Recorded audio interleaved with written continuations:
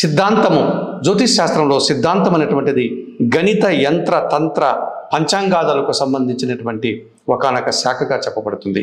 అలాగే హోరాశాస్త్రము తాజక, నాడి, పరాశర, జైమిని ఇత్యాది సిద్ధాంతాలతో కూడినటువంటి హోరాశాస్త్రము ఈ జ్యోతిష్ శాస్త్రంలో ఒక భాగం అవుతుంది. శకున శాస్త్రము పశువులు, పక్షులు, ప్రకృతి, మనుష్యులు, వారి ప్రవర్తనలు, వారి చేష్టలు, వారి మాటలు ఇవన్నీ కూడా శకున శాస్త్రంలో వివరింపబడతాయి. ఇది కూడా జ్యోతిష్ శాస్త్రంలో ఒక భాగమే.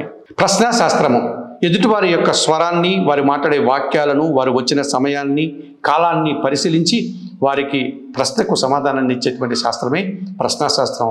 ఇది కూడా జ్యోతిష్ శాస్త్రంలో భాగమే. సాముద్రికం తిలకము అనగా మచ్చలు, అంగము అనగా శరీర యొక్క అవయవ అంగాలు, ముఖము ముఖాన్ని పరిశీలన, హస్త సాముద్రికము చేతిలోని రేఖలను పరిశీలించి చెప్పేటువంటి శాస్త్రమే హస్త సాముద్రికము. ఇది కూడా జ్యోతిష్ శాస్త్రంలో ఒక భాగమే.